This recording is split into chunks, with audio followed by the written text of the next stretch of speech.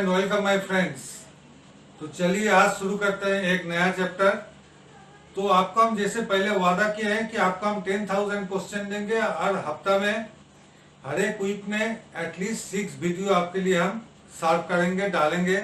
आप डेली का फॉलो कीजिए। जैसे हम पहले भी बताएं, वो बारीकी से कॉपी बना लीजिए। कॉपी में आप उतारते जाइए, काहे कि मुझे भी पता नहीं है। हेमाटोलॉजी का शायद आपको 2 से 3 हजार क्वेश्चन आएगी, फिर ब्लड बैंक का भी करीब 2000 क्वेश्चन, फिर पैरासाइकोलॉजी का 1000 क्वेश्चन, माइक्रोबायोलॉजी का 2 से 3 हजार क्वेश्चन, बायोकेमिस्ट्री का करीब 2000 क्वेश्चन। इसी तरह 10,000 क्वेश्चन से ज्यादा ही आपको हम देंगे।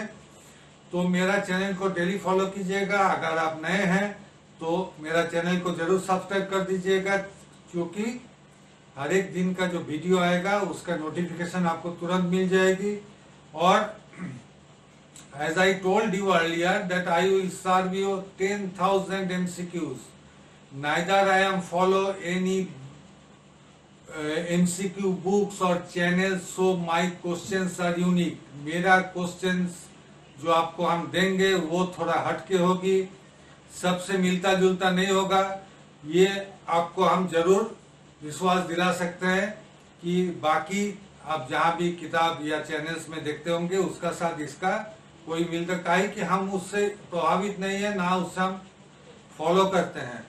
सो चलिए शुरू करते हैं। जैसे देखिए हम बताएं कि आपको हीमोग्लोबिन में हम 3 एपिसोड देंगे, यानी 60 क्वेश्चंस। तो आप समझ सकते हैं कि एक एक चैप्टर पर कितना क्वेश्चंस हो सकती है। तो आज है हेमाटोलॉजी 9 है। तो हेमाटोलॉजी 9 वही एचबी एस्टिमेशन जो 8 से हमको शुरू हुई है। तो इसको आप चैनल को डेली फॉलो कीजिए, बारीकी से फॉलो कीजिए। तो देखिए, preferable blood 21 number question, preferable blood sample for Hb estimation. हम पूरा नहीं लिखे हैं। सो एक नंबर ऑप्शन है sodium fluoride. Sodium fluoride is a preventive agent of glycolysis. It is only use for when we collect blood for blood sugar. ये गलत word है। The word is you are going to estimate plasma glucose. So खैर वो उस समय बताएंगे।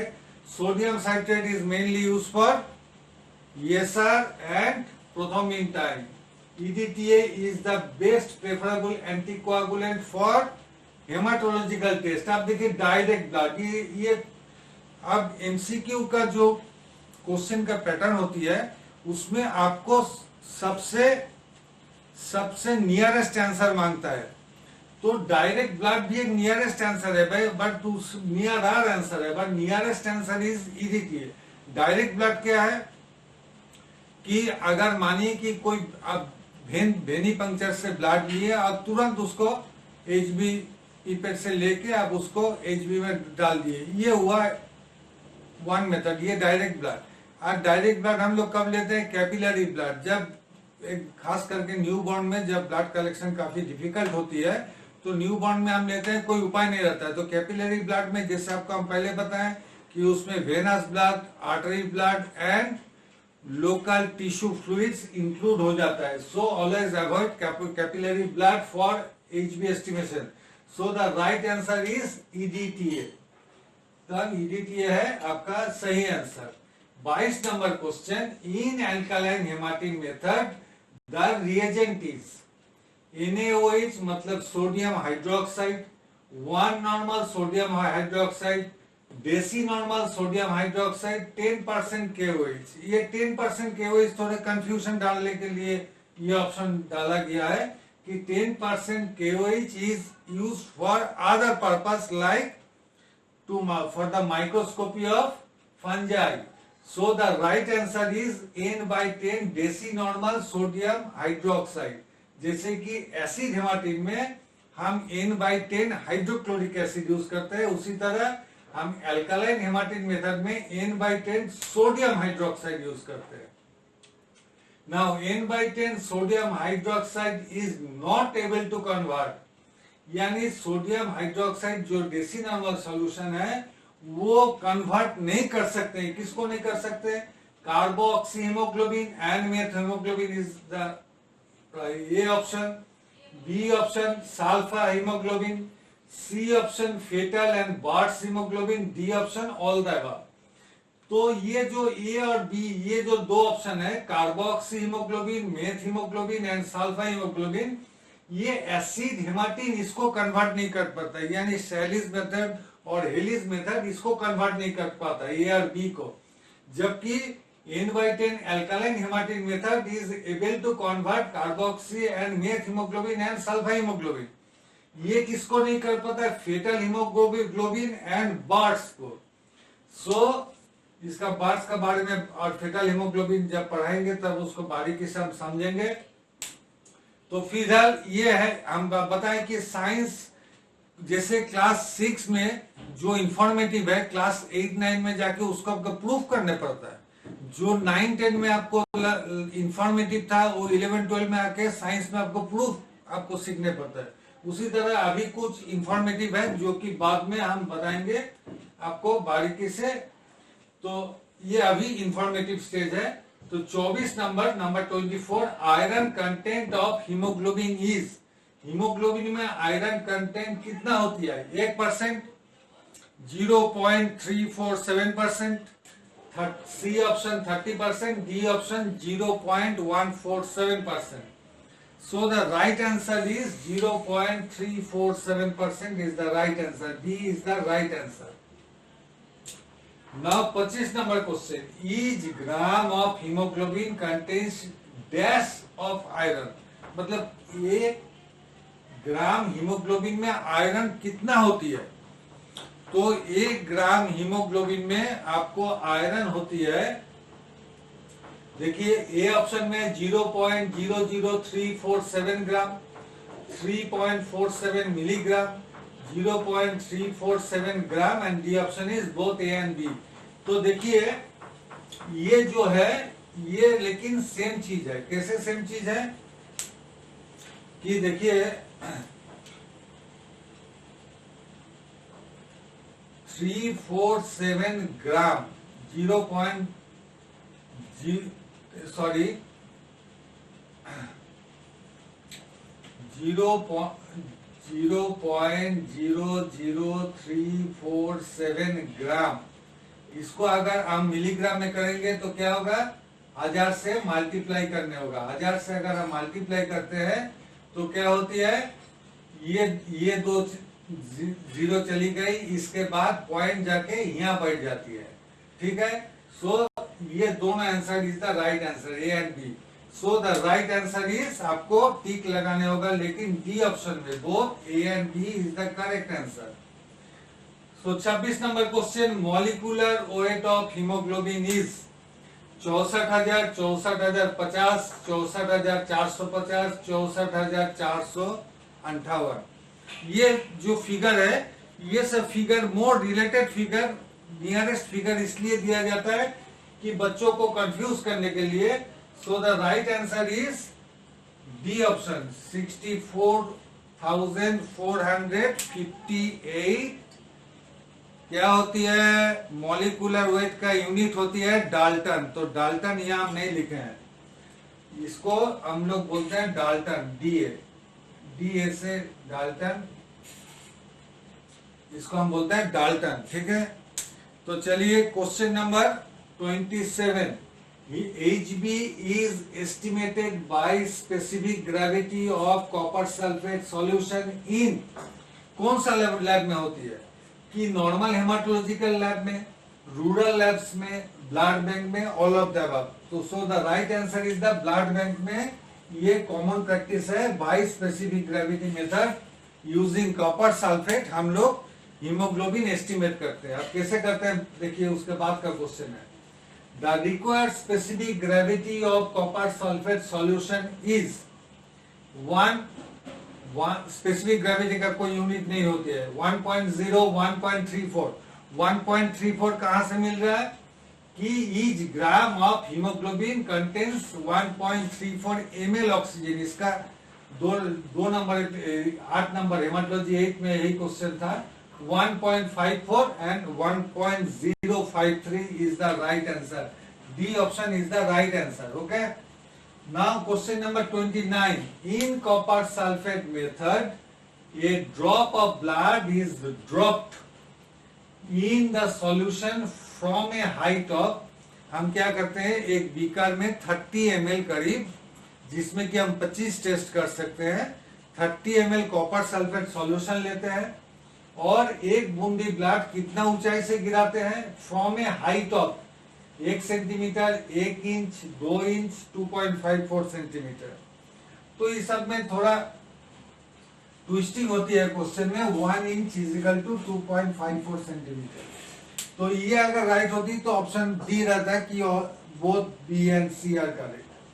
तो वो आंसर राइट नहीं है, आंसर है A is the right answer, 1 centimetre. Now question number 30, in copper sulphate method if the drop is sinks with in 15 second. तो हम जैसे बताएं कि एक बीकर में हम लोग 30 ml कॉपर सल्फेट सॉल्यूशन लेते हैं और उसमें 1 सेंटीमीटर ऊपर से एक बूंद खून दे देते हैं, जो कि 15 सेकेंड में डूब जाना चाहिए। अगर डूब जाती है, the Hb content of that blood is suppose to be, समझा जाता है कि इस ब्लड का हीमोग्लोबिन कितना है, 12 ग्राम पर DL, 90%, more than 12.5 gram per dl, D option, more than 90%.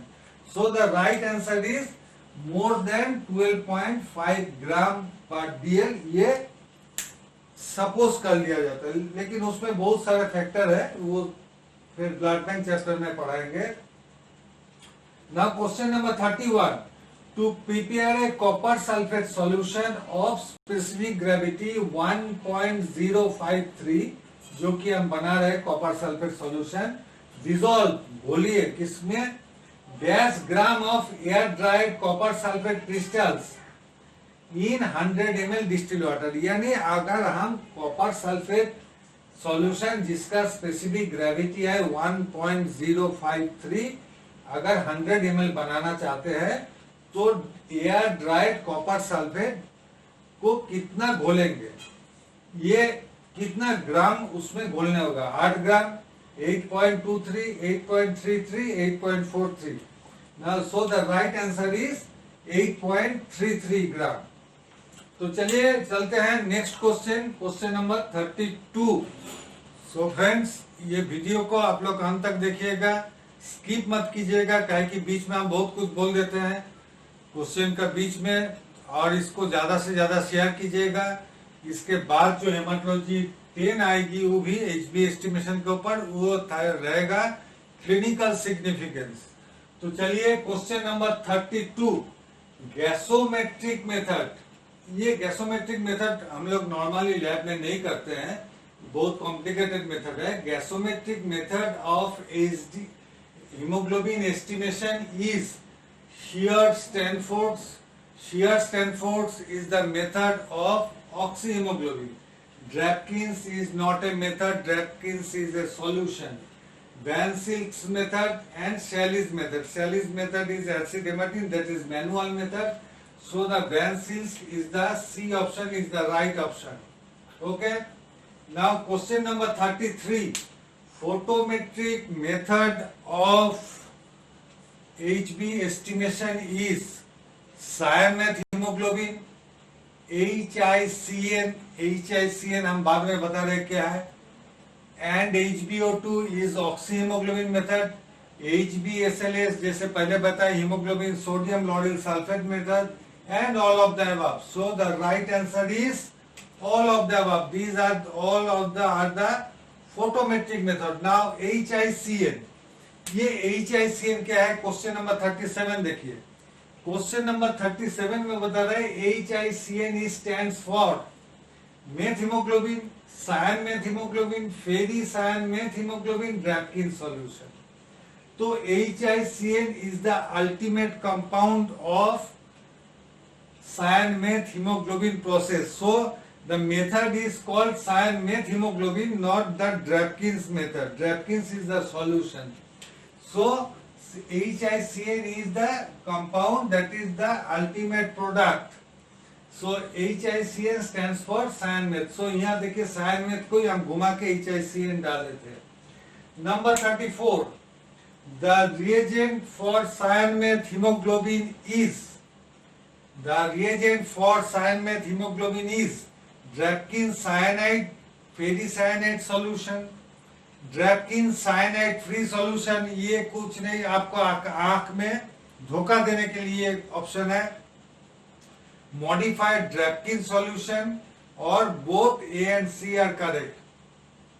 So the reagent for cyan में हीमोग्लोबिन मेथड, ये हम लोग दोनों ही करते हैं, इससे भी करते हैं, इससे भी करते हैं modified method. So the right answer is the D option, both A and C is the correct.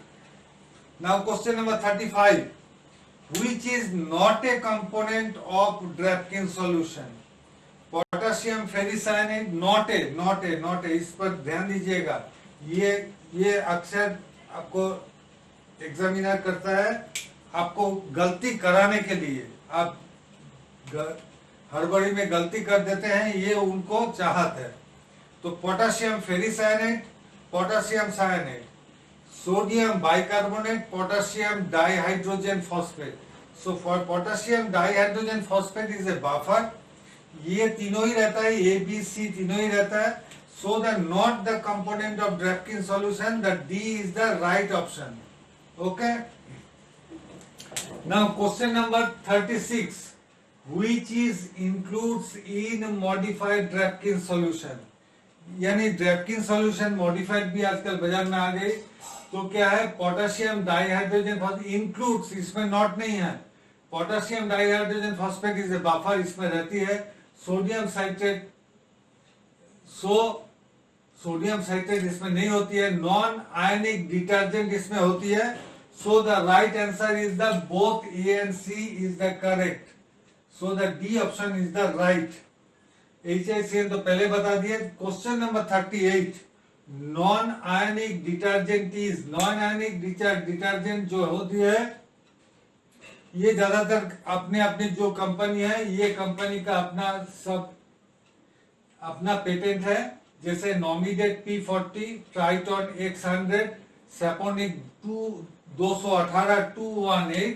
So the right answer is all of the above. D is the right option. So question number 39.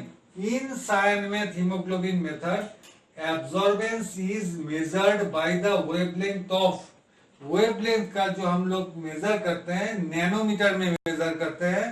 तो nanometre, अगर आपको कुछ confusion है, SI unit बोल के मेरा पहला early chapters है, वो शायद आपका 4 नंबर चैप्टर था, तो वो उसमें देख लीजिएगा. नहीं समझ में आएगा तो फिर हम बाद में समझाएंगे. 450 nanometre, 500 nanometre, 540 nanometre and 620 nanometre. So the right option is the C is the right option. C is the right option, 540 nanometre. Now cyan meth में जब करते हैं, टार्बिडिटी में डेवलप, कभी कभी टार्बिड हो जाती है, जबकि हमको लग रहा है ब्लड में HB कम है, लेकिन रीडिंग ज्यादा आ रही है. काहे ना, हम लोग जो कोलोरीमीटर, चाहे फोटोमीटर, चाहे स्पेक्ट्रोफोटोमीटर यूज करते हैं, वो 2 ऑप्शन रहती है. ऑप्शन आपको नहीं बताता है वो. That machine can measure your turbidity and the colour intensity.